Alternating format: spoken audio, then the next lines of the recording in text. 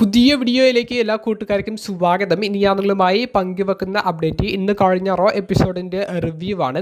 ഇന്നത്തെ raw episode ആരംഭം കുറിക്കുന്നത് ബ്രോക്ക് ലെസ്നറുടെ അഡ്വക്കേറ്റായ പോൾ ഹേമൻ്റെ സെഗ്മെൻറ്റോട് കൂടിയിട്ടാണ്. കഴിഞ്ഞ ആഴ്ചത്തെ റോ എപ്പിസോഡിൽ ബ്രോക്ക് ലെസ്നർ തിരികെ വന്നതും ഒബാഫെമിയെ ആക്രമിച്ചതിനെ സംബന്ധിച്ചുമുള്ള അഡ്രസ്സ് ചെയ്യുന്ന ഒരു ഭാഗങ്ങളാണ് പോൾ ഹേമൻ്റെ ഭാഗത്ത് നിന്ന് നമുക്ക് തുടക്കത്തിൽ കാണാൻ സാധിച്ചത്. കൂടാതെ ബ്രോക്ക് ലെസ്നറിൻ്റെ ഒരു വീഡിയോ പാക്കേജും കൂടി പോൾ ഹേമൻ കാണിച്ചു തരികയുണ്ടായി. റസൽമേനിയയിൽ ബ്രോക്കിനെ പരാജയപ്പെടുത്തിയതിനെ സംബന്ധിച്ച് ഒബാഫെമിയെ ഒന്ന് അഭിനന്ദിക്കാൻ പോലും ബ്രോക്കിന് സാധിച്ചില്ല എന്ന് പറഞ്ഞുകൊണ്ടാണ് ബ്രോക്കിൻ്റെ വീഡിയോ പാക്കേജ് ബ്രോക്ക് തന്നെ ആരംഭം കുറിക്കുന്നത്. കൂടാതെ ബ്രോക്ക് കുറേയധികം ആളുകളെ പരാജയപ്പെടുത്തിയിട്ടുണ്ട്, പരാജയം അറിഞ്ഞിട്ടുണ്ട്. പക്ഷേ ക്ലാഷ് ഇൻ ഇറ്റലിയിൽ ഒബാഫെമിയെ എന്തായാലും ബ്രോക്ക് പരാജയപ്പെടുത്തുമെന്നാണ് പറയുന്നത്. ആ പരാജയം ഒബാഫെമിയുടെ കരിയറിലെ വലിയ അപമാനത്തിലേക്കാണ് നയിക്കാൻ പോകുന്നത് എന്നുള്ള ഒരു വെല്ലുവിളി കൂടി ബ്രോക്ക് അവിടെ ഉന്നയിക്കുന്നുണ്ട്. കൂടാതെ ഈ പരാജയത്തിന് ശേഷം ഇനി ഒബാഫെമിക്ക് ഒരിക്കലും തിരികെ വരാൻ സാധിക്കില്ല എന്നും ഒബാഫെമിയെ റൂൾ ചെയ്യാൻ പോകുന്നത് ഇനി റിട്ടയർ ചെയ്ത ബ്രോക്ക് ലെസ്നർ ആയിരിക്കുമെന്നും ബ്രോക്ക് പറയുന്നുണ്ട്. അപ്പോൾ ഒരു റിട്ടയർ ചെയ്ത റെസ്ലറിനെതിരെ ഒബാഫെമി പരാജയപ്പെട്ടു എന്നുള്ള നാണക്കേടിലേക്കാണ് ഒബാഫെമി ക്ലാഷ് ഇൻ ഇറ്റലിയിൽ കാലുവയ്ക്കാൻ പോകുന്നത് എന്നുള്ളതാണ് ബ്രോക്ക് അവിടെ കൊടുക്കുന്ന വെല്ലുവിളി. അങ്ങോട്ടേക്ക് ഒബാഫെമി വരുന്നു. റിങ്ങിൽ ഒബാഫെമി കയറിയതിന് ശേഷം പോൾ ഹേമനെ വാൺ ചെയ്യുന്നുണ്ട്.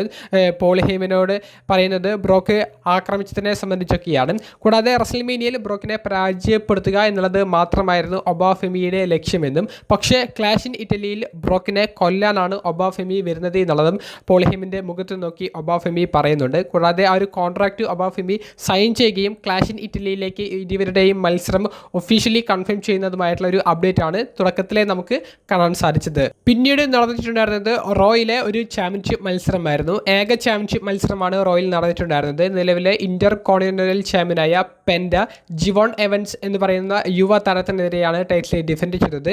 രണ്ട് റെസ്ലേഴ്സും ഹൈ ഫ്ലൈയിങ് കാറ്റഗറിയിൽ ഉൾപ്പെട്ടിട്ടുള്ള റെസ്ലേഴ്സാണ്. അപ്പോൾ ഈ ഒരു മത്സരത്തിന് ഒരു ലെവൽ നമ്മുടെ മനസ്സിലുണ്ടായിരിക്കും. ആ ഒരു ലെവലിലേക്ക് തന്നെ മത്സരം കൊണ്ടുപോയി ഗംഭീരമായിട്ടുള്ള പ്രകടനമായിരുന്നു. ജിവോൺ എവൻസിൻ്റെ കട്ടറും അതിന് മറുപടി കൊടുക്കുന്ന പെൻഡയുടെ മൂവ്സും ഒക്കെ നമുക്ക് കാണാൻ സാധിച്ചു. സൂപ്പർ കിക്കുകളും അങ്ങനെ ഗംഭീരമായിട്ടുള്ള കുറേയധികം മൂവ്സ് കാണാൻ സാധിച്ചു. നല്ലൊരു ഹൈ ഫ്ലൈയിങ് തലത്തിൽ കണ്ടിരിക്കാൻ പറ്റുന്ന നമ്മളെ ഒട്ടും ബോറടിപ്പിക്കാത്ത ഒരു മത്സരമായിരുന്നു. കൂടാതെ മറ്റൊരു പോയിന്റ് എടുത്തു പറയാനുള്ളത് നെറ്റ്ഫ്ലിക്സിൽ മുൻപൊക്കെ ഈ റോ എപ്പിസോഡിൻ്റെ ആഡ് വരുമ്പോൾ പോലും എന്താണ് നിലവിൽ എറീനയിൽ നടക്കുന്നത് എന്നുള്ളത് കാണിക്കാറുണ്ട്. ഒരു പരസ്യമാണെന്ന് നമുക്കങ്ങനെ തോന്നാറില്ല. പക്ഷേ ഇന്നത്തെ റോ എപ്പിസോഡ് മുതൽ പരസ്യങ്ങൾ വന്നു തുടങ്ങിയിട്ടുണ്ട്. മത്സരങ്ങൾക്കിടയിൽ പോലും ആ മത്സരം എന്താണ് എന്നുള്ളത് നമുക്ക് കാണാൻ സാധിക്കുന്നില്ല. അത് വലിയൊരു പ്രശ്നമായിട്ട് എനിക്ക് ഫീൽ ചെയ്തു. പണ്ട് സോണിയിലൊക്കെ നമ്മൾ കാണുന്ന രീതിയിലേക്ക് നെറ്റ്ഫ്ലിക്സും ഇപ്പോൾ മാറിയിട്ടുണ്ട്. അപ്പോൾ പരസ്യങ്ങൾ മാത്രമാണ് ഇപ്പോൾ മത്സരങ്ങൾക്കിടയിലും മറ്റ് സെഗ്മെൻറ്റുകൾക്കിടയിലും നമുക്ക് കാണാൻ സാധിക്കുന്നത്. ഇതുവരെ അങ്ങനെ ഒരു പ്രശ്നം ഉണ്ടായിരുന്നില്ല.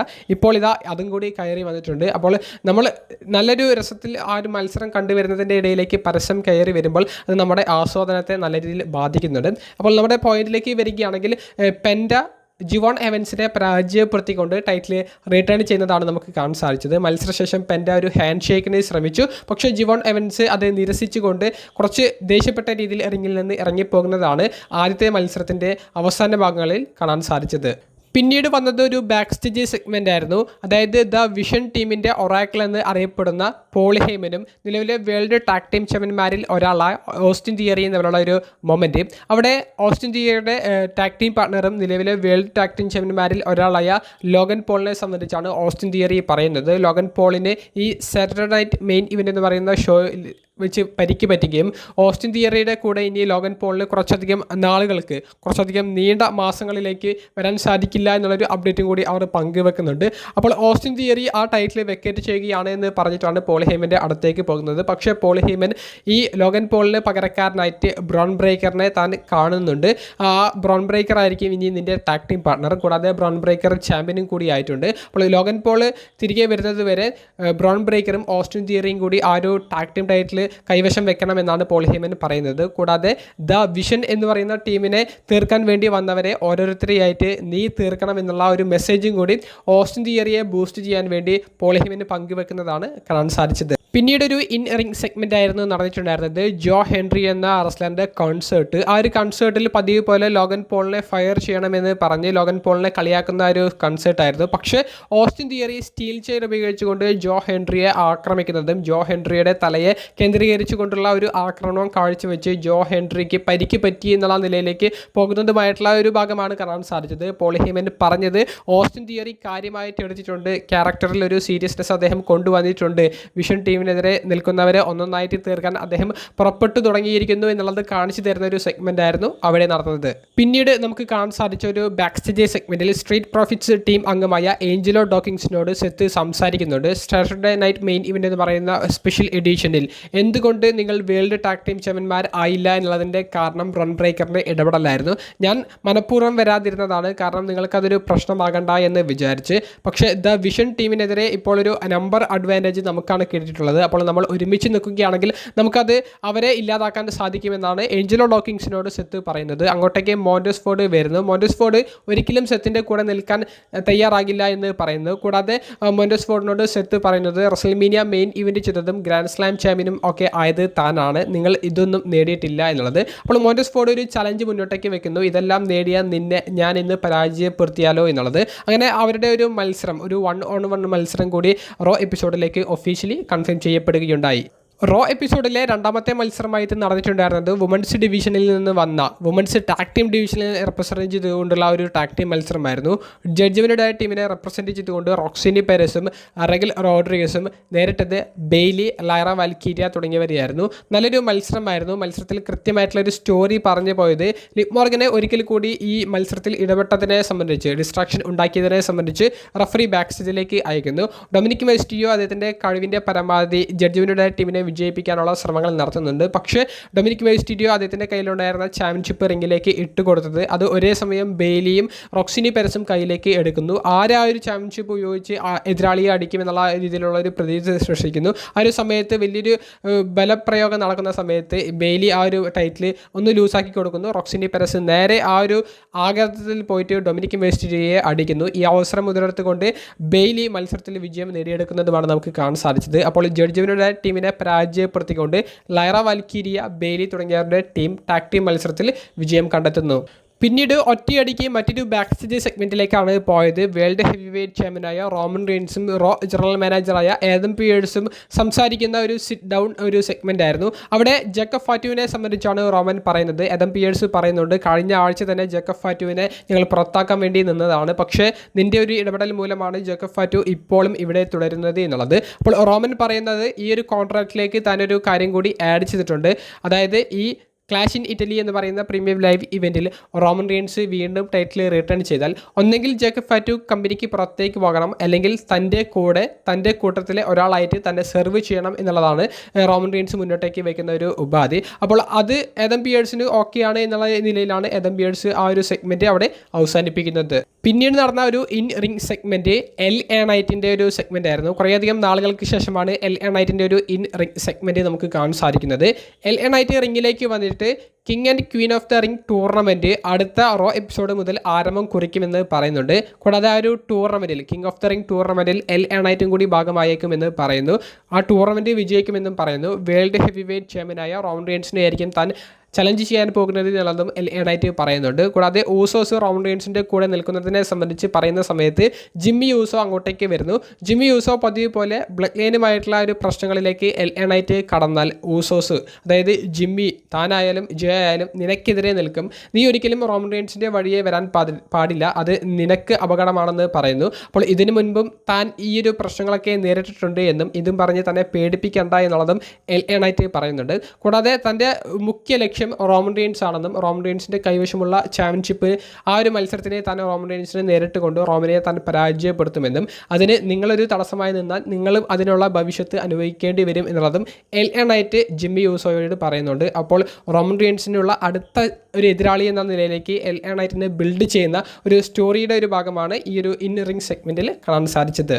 പിന്നീട് നടന്ന ഒരു ബാക്ക് സ്റ്റേജ് സെഗ്മെൻറ്റിൽ റോയുടെ ജനറൽ മാനേജറായ ആദം പിയേഴ്സ് AAA ജനറൽ മാനേജറായിട്ട് വന്ന റെയ് മിസ്റ്റീരിയോയെ കൺഗ്രാജുലേറ്റ് ചെയ്യുന്നതും ഈ പെൻഡയുടെ ചാമ്പ്യൻഷിപ്പിനുള്ള ഒരു അവസരം റെയ് മിസ്റ്റീരിയോയ്ക്ക് നൽകാമെന്നുള്ളതും അത് നല്ലൊരു ഐഡിയ ആണെന്നുള്ളതും ആദം പിയേഴ്സ് പറയുന്നുണ്ട്. അങ്ങോട്ടേക്ക് ഈതൻ പേജ് എന്ന റെസ്ലർ വരുന്നു. എന്തടിസ്ഥാനത്തിലാണ് റെയ് മിസ്റ്റീരിയോയ്ക്ക് ഒരു ചാമ്പ്യൻഷിപ്പ് മത്സരം, അതും ഇന്റർ കോണ്ടിനെന്റൽ ചാമ്പ്യൻഷിപ്പ് മത്സരം തന്നെ കൊടുക്കുന്നത് എന്ന് ചോദിക്കുന്നു. മറ്റാരും ഇവിടെ ഇല്ലേ എന്ന് ചോദിക്കുന്നു. അങ്ങോട്ടേക്ക് റൂസേവ് വരുന്നു. എന്താണ് പ്രശ്നം എന്നുള്ളത് ചോദിക്കുന്നു. അപ്പോൾ റൂസേവിനെ ഒഴിവാക്കിക്കൊണ്ട് റെയ് മിസ്റ്റീരിയോയ്ക്ക് ചാമ്പ്യൻഷിപ്പ് അവസരം കൊടുക്കുകയാണ് എന്ന് പറഞ്ഞുകൊണ്ട് റൂസോവിനെ പിരികേറ്റാൻ വേണ്ടി ഈതൻ പേജിന് സാധിക്കുന്നുണ്ട്. അവസാനം ആദം പിയേഴ്സ് റൂസോവ് വേഴ്സസ് റെയ് മിസ്റ്റീരിയോ തമ്മിലുള്ള ഒരു മത്സരത്തിനും വിജയിക്കുന്ന റെസ്ലറിനെ ഈ ഇന്റർ കോണ്ടിനെന്റൽ ചാമ്പ്യൻഷിപ്പിനെ ചലഞ്ച് ചെയ്യാൻ പറ്റുന്ന രീതിയിലേക്ക് ഒരു പടി മുകളിലേക്ക് കയറാമെന്നുള്ളൊരു സ്റ്റിപ്പുലേഷനും കൂടി ആഡ് ചെയ്യപ്പെടുന്ന ഒരു രീതിയിലേക്കുള്ള ഒരു അനൗൺസ്മെൻറ്റ് നടത്തുന്നതായിട്ടും കാണാൻ സാധിച്ചു. പിന്നീട് റോ എപ്പിസോഡിലെ മൂന്നാമത്തെ മത്സരമാണ് നമുക്ക് കാണാൻ സാധിച്ചത്. സെത്ത് റോളിൻസ് വേഴ്സസ് മോൻറ്റസ് ഫോർഡ് തമ്മിലുള്ള മത്സരമായിരുന്നു. നല്ലൊരു മത്സരമായിരുന്നു. മോൻറ്റസ് ഫോർഡ് അദ്ദേഹത്തിൻ്റെ കഴിവിൻ്റെ പരമാവധി ഈ ഒരു സിംഗിൾസ് മത്സരത്തിൽ സെത്തിനെ പരാജയപ്പെടുത്താൻ വേണ്ടിയിട്ട് ശ്രമിച്ചിട്ടുണ്ടായിരുന്നു. മോൻറ്റസ് ഫോർഡ് അങ്ങനെ ഒരു സിംഗിൾസ് മത്സരം കളിച്ചിട്ടുണ്ടെന്ന് നമുക്ക് കാണാൻ സാധിക്കാറില്ലായിരുന്നു. സെത്ത് എന്തായാലും ഈ ഒരു മത്സരത്തിൽ വിജയിക്കുമെന്ന് ഉറപ്പായിരുന്നു. ദ വിഷൻ ടീമിൻ്റെ ഇടപെടലായിരുന്നു നമ്മൾ എല്ലാവരും ഉറ്റുനോക്കിയത്. പക്ഷേ ഇതൊരു ക്ലീൻ ആയിട്ടുള്ള ഒരു വിജയം സെത്തിന് സമ്മാനിച്ചു. നല്ല പ്രകടനം രണ്ടുപേരുടെ ഭാഗത്തു നിന്നും ഉണ്ടായിരുന്നു. കർബ് സ്റ്റോംപ് കൊടുത്തുകൊണ്ട് പിൻഫോളിലൂടെയാണ് സെത്ത് മോൻറ്റസ് ഫോർഡിനെ പരാജയപ്പെടുത്തുന്നത്. എന്നാൽ മത്സരശേഷം ഈ എൻട്രൻസ് സ്റ്റേജിൽ വെച്ച് സെത്ത് ഇങ്ങനെ മത്സരത്തിൽ വിജയിച്ച് സെലിബ്രേറ്റ് ചെയ്യുന്ന അതേ മൊമെൻറ്റിൽ തന്നെ ഏഞ്ചലോ ഡോക്കിൻസിനെ സ്റ്റീൽ ചെയർ കൊണ്ടിട്ട് ഓസ്റ്റിൻ തിയറി ആക്രമിക്കുന്ന ഒരു മൊമെൻറ്റ് കാണാൻ സാധിച്ചു. അപ്പോൾ ദ വിഷൻ ടീമിനെതിരെ നിൽക്കുന്നവരെയൊക്കെ ആക്രമിക്കുക എന്നുള്ള ആ ഒരു രീതിയിലേക്കുള്ള ആ ഒരു കഥാപാത്രത്തിൻ്റെ സീരിയസ്നെസ്സിലാണ് ഓസ്റ്റിൻ തിയറി ഏഞ്ചലോ ഡോക്കിൻസിനെ ആക്രമിക്കുന്നത്. പിന്നീട് വന്നത് മറ്റൊരു ബാക്ക് സ്റ്റേജ് സെഗ്മെൻ്റ് ആയിരുന്നു. ഏഞ്ചലോ ഡോക്കിൻസിന് പറ്റിയ ഇഞ്ചുറിയെ സംബന്ധിച്ച് റോ ജനറൽ മാനേജറായ ആദം പിയേഴ്സ് അദ്ദേഹത്തിൻ്റെ പാർട്ണറായ മോൻറ്റസ് ഫോർഡിനോട് കാര്യങ്ങൾ വിശദീകരിക്കുന്നുണ്ട്. ഏഞ്ചലോ ഡോക്കിൻസിന് വലിയ പ്രശ്നമില്ല, പക്ഷേ അദ്ദേഹത്തിന് ചെറിയ രീതിയിലുള്ള ഒരു പരിക്ക് പറ്റിയിട്ടുണ്ട് എന്നുള്ളതും ഏഞ്ചലോ ഡോക്കിൻസിൻ്റെ ഒരു ഇഞ്ചുറി അപ്ഡേറ്റ് പോലെ ആദം പിയേഴ്സ് പറയുന്നു. അങ്ങോട്ടേക്ക് സെത്ത് വരുന്നു. അപ്പോൾ മോൻറ്റസ് ഫോർഡ് സെത്തിനോട് പറയുന്നുണ്ട്, നീ പറഞ്ഞതാണ് ശരി, ദ വിഷൻ ടീമിനെതിരെ നമ്മൾ ഒരുമിച്ച് നിന്നാലേ അവരെ ഒതുക്കാൻ സാധിക്കൂ എന്നുള്ളത്. അപ്പോൾ നീ കാര്യങ്ങൾ ഒരുക്കിക്കോളൂ, ഞാൻ കൂടെയുണ്ട്, അല്ലെങ്കിൽ ഞങ്ങൾ കൂടെയുണ്ട് എന്നുള്ളത് സ്ട്രീറ്റ് പ്രോഫിറ്റ്സ് അംഗമായ മോൻറ്റസ് ഫോർഡ് സെത്തിന് ഒരു ഉറപ്പ് കൊടുക്കുന്നതായി കാണാൻ സാധിച്ചു. അപ്പോൾ ബ്രോൺ ബ്രേക്കറിനെയാണ് തനിക്ക് ഇനി ആവശ്യം എന്നുള്ളതും ആദം പിയേഴ്സിനോട് സെത്ത് പറയുന്നുണ്ട്. അത് സെറ്റാക്കി തരാമെന്നുള്ളൊരു മറുപടിയും ആദം പിയേഴ്സ് സെത്തിനുള്ള ഒരു മറുപടിയായി കൊടുക്കുന്നു. പിന്നീട് വന്ന മറ്റൊരു back stage segment women's intercontinental ചാമ്പ്യനായ ബെക്കി ലഞ്ചിൻ്റെതായിരുന്നു. ബെക്കി ലഞ്ച് സോൾ റൂക്കയുടെ ചെറിയ പരിക്കിനെ സംബന്ധിച്ച് സംസാരിക്കുന്നുണ്ട്. സാറ്റർഡേ നൈറ്റ് മെയിൻ ഇവൻറ്റ് എന്ന് പറയുന്ന ഷോയിൽ സോൾ റൂക്കയും ബെക്കി ലഞ്ചും തമ്മിലൊരു നോൺ ടൈറ്റിൽ മത്സരം കളിച്ചിട്ടുണ്ടായിരുന്നു. അതിൽ ചെറിയ രീതിയിൽ മത്സരത്തിൽ സോൾ റൂക്കയ്ക്ക് ഇഞ്ചുറി പറ്റിയെന്നുള്ളൊരു അപ്ഡേറ്റ് ആണ് അവിടെ പങ്കുവെക്കുന്നത്. പക്ഷേ ക്ലാഷ് ഇൻ ഇറ്റലിയിലെ മത്സരം മാറ്റുന്നതിനെ സംബന്ധിച്ചുള്ള യാതൊരുവിധ റിപ്പോർട്ടുകളും നിലവിൽ പുറത്തേക്ക് വന്നിട്ടില്ല. കൂടാതെ ബെക്കി ലഞ്ച് സോൾ റൂക്കയെ കേന്ദ്രീകരിച്ചിട്ടുള്ള ഒരു വാർണിംഗ് തന്നെയാണ് കൊടുക്കുന്നത്. ക്ലാഷ് ഇൻ ഇറ്റലിയിൽ ഏറ്റവും മികച്ച വുമൺ റെസ്ലർമാരിൽ ഒരാളായ ബ്ലീച്ചർ റിപ്പോർട്ടും സ്പോർട്സ് ഇല്ലുസ്ട്രേറ്റഡും ഒക്കെ സംബന്ധിച്ച താനായിരിക്കും, ബെക്കി ലഞ്ച് ആയിരിക്കും വിജയിക്കാൻ പോകുന്നത് എന്നുള്ളത് ഒരിക്കൽ കൂടി ഒരു വാർണിംഗ് പോലെ കൊടുക്കുന്നതായി കാണാൻ സാധിച്ചു. പിന്നീട് റോ എപ്പിസോഡിലെ നാലാമത്തെയും അവസാനത്തേതുമായിട്ടുള്ള ഒരു മാച്ചായിരുന്നു. ഹോൾ ഓഫ് ഫെയിമറായ റെയ് മിസ്റ്റീരിയോയും റൂസോയും തമ്മിൽ ഓൾറെഡി കൺഫേം ചെയ്ത ആ ഒരു മത്സരം. വിജയിക്കുന്ന റെസ്ലറിന് പെൻഡയുടെ കൈവശമുള്ള ഇന്റർ കോണ്ടിനെന്റൽ ചാമ്പ്യൻഷിപ്പ് മത്സരത്തിന് വേണ്ടിയിട്ടുള്ള ഒരു പടി മുകളിലേക്ക് കയറാമെന്നുള്ളതായിരുന്നു സ്റ്റിപ്പുലേഷൻ.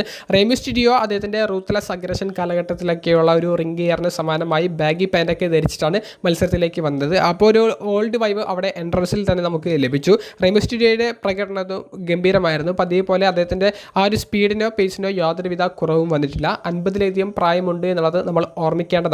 റൂസോവിൻ്റെ ഭാഗത്തു നിന്നും നല്ലൊരു പ്രകടനം കാണാൻ സാധിച്ചു. റെയ് മിസ്റ്റീരിയോ വിജയിക്കുമെന്ന് ഒട്ടും പ്രതീക്ഷിച്ചില്ല. കൂടാതെ ഈ ഒരു മത്സരം വീക്ഷിക്കാൻ വേണ്ടിയിട്ട് ഈതൻ പേജ് ഉണ്ടായിരുന്നു. ഈ മത്സരത്തിൽ റെയ് മിസ്റ്റീരിയോ പിൻഫോളിലൂടെ റൂസോവിനെ പരാജയപ്പെടുത്തി. മത്സരശേഷം റൂസോവ് റെയ് മിസ്റ്റീരിയോയെ ആക്രമിച്ചു. ഡ്രാഗൺ ലീ വന്നിട്ട് ഈതൻ പേജ് റൂസോവ് തുടങ്ങിയവരെ അടിക്കുന്നതും റെയ് മിസ്റ്റീരിയോയെ സേവ് ചെയ്യുന്നതുമായി നമുക്ക് കാണാൻ സാധിച്ചു. അടുത്ത റോ എപ്പിസോഡിൽ ഒരു ടാഗ് ടീം മത്സരത്തിനുള്ള സാധ്യതകൾ തുറന്നിട്ടുകൊണ്ടാണ് ഡ്രാഗൺ ലീയും റെയ് മിസ്റ്റീരിയോയും സെലിബ്രേറ്റ് ചെയ്യുന്ന ഒരു മൊമെൻറ്റ് കാണിക്കുന്നത്. പിന്നീട് വന്ന ബാക്ക് സ്റ്റേജ് സെഗ്മെൻറ്റിൽ ഓസ്റ്റിൻ തിയറി എന്ന റെസ്ലറിനോട് റോ എറീനെ വിട്ടു പോകാൻ റോ ജനറൽ മാനേജറായ ആദം പിയേഴ്സ് ആവശ്യപ്പെടുന്നു. നീ ആളുകളെയൊക്കെ അടിച്ചുകൊണ്ട് വലിയ പ്രശ്നങ്ങൾ സൃഷ്ടിക്കുകയാണ്. നീ ഇപ്പോൾ എറീനെ വിട്ടു പോയില്ലെങ്കിൽ അത് നിനക്ക് തന്നെ വലിയ അപകടമായേക്കും എന്നുള്ളതും ആദം പിയേഴ്സ് പറയുന്നുണ്ട്. അപ്പോൾ ഓസ്റ്റിൻ തിയറി എറീനെ വിടാൻ വേണ്ടി തയ്യാറാകുന്നു. ദ വിഷൻ എന്ന് പറയുന്ന തൻ്റെ ടീമിന് എതിരെ നിൽക്കുന്നവരെ എങ്ങനെയായാലും താൻ ആക്രമിക്കുമെന്നുള്ള ഒരു വെല്ലുവിളി കൂടി അവിടെ ഇട്ടുകൊണ്ടാണ് ഓസ്റ്റിൻ തിയറി പോകുന്നത്. അവർ പോകുന്ന സമയത്ത് ആൽഫ അക്കാദമി ടീം അംഗമായ മെക്സിനി മാക്സിനി ഡുപ്രിയുമായിട്ടുള്ള ഒരു ക്രോസ് പാത്ത് എന്ന് നമുക്ക് പറയാൻ പറ്റുന്ന രീതിയിൽ ഇരുവരും ഒന്ന് നോക്കി പോകുന്നുണ്ട്. അപ്പോൾ OTC എന്തിനാണ് ഓസ്റ്റിൻ തിയറി നോക്കിയത് എന്നുള്ളതിനെ സംബന്ധിച്ച് ഒന്ന് ചൂടാകുന്നുണ്ട്. പക്ഷേ മാക്സിനി ഡുപ്രി പറയുന്നുണ്ട് അത് ആ ഒരു തലത്തിലൊന്നും നീ എടുക്കണ്ട, ഞാനിപ്പോൾ പോയിട്ട് വരാം എന്ന് പറഞ്ഞ് മാക്സിനി ഡുപ്രി അവിടെ വിട്ട് പോകുന്നു. ഇവിടെ അവർ പറയുന്ന ഒരു സ്റ്റോറി എന്താണെന്ന് വെച്ചാൽ ദ വിഷൻ ടീമിലേക്ക് മാക്സിനി ഡുപ്രി കൂടി ജോയിൻ ചെയ്യാനുള്ള ഒരു സാധ്യതയുണ്ട്. മുൻപൊക്കെ നമ്മൾ പറഞ്ഞതാണ്, കഴിഞ്ഞ ആഴ്ചത്തെ റോ എപ്പിസോഡിൽ അടക്കം ഈ ഓസ്റ്റിൻ തിയറിയുടെ കൂടെ കാറിൽ മാക്സിനി ഡുപ്രിയെ കണ്ടിട്ടുണ്ടായിരുന്നു. അപ്പോൾ ആ ഒരു സ്റ്റോറിയാണ് അവർ അവിടെ കണക്ട് ചെയ്യാൻ വേണ്ടി നോക്കുന്നത്. അത് ഒരു ഇൻട്രസ്റ്റിംഗ് ആയിട്ടുള്ള ഒരു ഘടകമാണ്. എപ്പോഴാണ് എങ്ങനെയാണ് മാക്സിനി ഡുപ്രി ദ വിഷൻ ടീമിൻ്റെ കൂടെ ഭാഗമാകുന്നത് എന്നാണ് ഇനി നമുക്ക് നോക്കിക്കാണേണ്ടത്. ഇന്നത്തെ റോ എപ്പിസോഡിൻ്റെ മെയിൻ ഇവൻറ്റിൽ നമുക്ക് കാണാൻ സാധിച്ചത് ഒരു കോൺട്രാക്റ്റ് സൈനിങ് സെഗ്മെൻ്റ് ആയിരുന്നു. ക്ലാഷ് ഇൻ ഇറ്റലിയിൽ നടക്കാൻ പോകുന്ന ട്രൈബൽ കോമ്പാക്റ്റ് മത്സരത്തിൽ ഈ ട്രൈബൽ ചീഫ് പൊസിഷനും കൂടി ഒരു സ്റ്റിപ്പുലേഷനായിട്ട് വെച്ചിട്ടുള്ള വേൾഡ് ഹെവി വെയ്റ്റ് ചാമ്പ്യനായ റോമൻ റെയിൻസ് ജേക്കബ് ഫാറ്റുവിനെതിരെ ടൈറ്റിൽ ഡിഫെൻഡ് ചെയ്യുന്ന ചാമ്പ്യൻഷിപ്പ് മത്സരത്തിൻ്റെ കോൺട്രാക്റ്റ് സൈനിങ് സെഗ്മെൻറ്റ്. ജേക്കബ് ഫാറ്റു ആണ് ആദ്യം റിങ്ങിലേക്ക് വരുന്നത്. സെക്യൂരിറ്റീസ് ഒക്കെ ഉണ്ടായിരുന്നു. വന്ന ഉടനെ തന്നെ അദ്ദേഹം ആ ഒരു ചെയറും ആ ഒരു ടേബിളും എടുത്ത് റിങ്ങിൻ്റെ പുറത്തേക്ക് ഇടുന്നു. എന്നിട്ട് ആ ഒരു കോൺട്രാക്റ്റിൽ സൈൻ ചെയ്യുന്നു. അങ്ങോട്ടേക്ക് റോമൻ റെയിൻസ് വരുന്നു. റോമൻ റെയിൻസും പിന്നീട് ആ ഒരു കോൺട്രാക്റ്റ് വാങ്ങി സൈൻ ചെയ്യുന്നു. പിന്നീട് റോമൻ റെയിൻസ് പറയുന്നുണ്ട് ക്ലാഷ് ഇൻ ഇറ്റലി വരെ ഞങ്ങൾക്ക് തമ്മിലൊരു ഫൈറ്റ് ഉണ്ടാക്കാൻ സാധിക്കില്ല, അത് കോൺട്രാക്റ്റിലുണ്ട്, അതുകൊണ്ട് തന്നെ സെക്യൂരിറ്റി ഗാർഡ്സിനൊക്കെ പുറത്തേക്ക് പോകാം എന്നുള്ളത്. അങ്ങനെ ഏതൻ പിയേഴ്സും സെക്യൂരിറ്റി ഗാർഡ്സും റിങ്ങിന് പുറത്തേക്ക് ഇറങ്ങുന്നു. പിന്നീട് റോമൻ റെയിൻസ് പറയുന്നുണ്ട് നീ ക്ലാഷ് ഇൻ ഇറ്റലിയിൽ പരാജയപ്പെട്ടാൽ നീ എന്നെ അംഗീകരിക്കണം, ഇവിടെയുള്ള കാണികളൊക്കെ എന്നെ അംഗീകരിക്കുന്ന പോലെ നീയും അംഗീകരിക്കണം, ഇത് കോൺട്രാക്റ്റിലുള്ളതാണ്, അല്ലെങ്കിൽ നിനക്ക് കമ്പനിക്ക് പുറത്തേക്ക് പോകേണ്ടി വരും. അപ്പോൾ നീയാണ് ഞങ്ങൾക്ക് എല്ലാം നേടിത്തന്നത് എന്നുള്ളത് റോമൻ റെയിൻസിനെ ഉദ്ധരിച്ചുകൊണ്ട് ജേക്കബ് ഫാറ്റു പറയുന്നുണ്ട്. റോമൻ റെയിൻസ് ഈ ഒരു പൊസിഷനിലേക്ക് എത്തിയപ്പോൾ ബ്ലെയിൻ കുടുംബം ഒന്നടങ്കം ടോപ്പ് പൊസിഷനിലേക്ക് എത്തി, അതൊന്നും താൻ മറക്കുന്നില്ല. പക്ഷേ നിൻ്റെ സ്വഭാവത്തിൽ വലിയ പ്രശ്നങ്ങളുണ്ട് എന്നുള്ളതും ജേക്കബ് ഫാറ്റു പറയുന്നു. നീ ആ ഒരു ഈഗോയെ സംബന്ധിച്ചൊക്കെയാണ് ജേക്കബ് ഫാറ്റുവോടെ പറയാൻ ഉദ്ദേശിക്കുന്നത്. കൂടാതെ ഈ ട്രൈബൽ കോമ്പാക്റ്റ് മത്സരത്തിൽ താൻ പരാജയപ്പെട്ടാലോ എന്ന് മാത്രമാണ് നീ എപ്പോഴും ചിന്തിക്കുന്നത് എന്നുള്ളതും റോമനോട് ജേക്കബ് ഫാറ്റു പറയുന്നുണ്ട്. ഒരു പക്ഷേ റോമൻ റെയിൻസ് പരാജയപ്പെട്ടാലോ എന്നുള്ളതും ജേക്കബ് ഫാറ്റു ചോദിക്കുന്നു. അങ്ങനെയാണെങ്കിൽ നീ എന്നെ എക്നോളജ് ചെയ്യണം, നീ എന്നെ അംഗീകരിക്കണം എന്നുള്ളതാണ് ജേക്കബ് ഫാറ്റു റോമൻ റെയിൻസിൻ്റെ മുന്നിലേക്ക് വെക്കുന്നത്. ഇരുവരും ഹാൻഡ് ഷേക്ക് കൊടുത്ത് തല മുട്ടിക്കുന്ന ഒരു മൊമെൻറ്റും കാണിച്ചുകൊണ്ട് റോ എപ്പിസോഡ് എൻഡ് ചെയ്യുന്നതാണ് നമുക്ക് കാണാൻ സാധിച്ചത്. ക്ലാഷ് ഇൻ ഇറ്റലിയിലേക്കുള്ള ഒരു നല്ല ബിൽഡപ്പ് കൊടുത്തിട്ടുള്ള ഒരു എപ്പിസോഡ് തന്നെയായിരുന്നു. പക്ഷേ നമ്മൾ പ്രതീക്ഷിച്ച നിലയിൽ വലിയ ഫൈറ്റുകളൊന്നും ഉണ്ടായിരുന്നില്ല. എന്നാലും കുഴപ്പമില്ല, ഒരു ഏവറേജിനേക്കാൾ മുകളിൽ നിൽക്കുന്ന ഒരു റോ എപ്പിസോഡ് എന്നുള്ള ഒരു ഫീൽ നൽകിയിട്ടുണ്ട്. ഇനി നിങ്ങളുടെ പ്രതികരണം കമൻറ്റ് ബോക്സിൽ രേഖപ്പെടുത്തുക. ഇത്തരത്തിൽ റിവ്യൂ തുടരുന്നതിനെ സംബന്ധിച്ചുള്ള അഭിപ്രായങ്ങളും കമൻറ്റ് ബോക്സിൽ രേഖപ്പെടുത്തുക. അപ്പോൾ അടുത്തൊരു വീഡിയോയുമായി കാണുന്നത് വരെ ബൈ.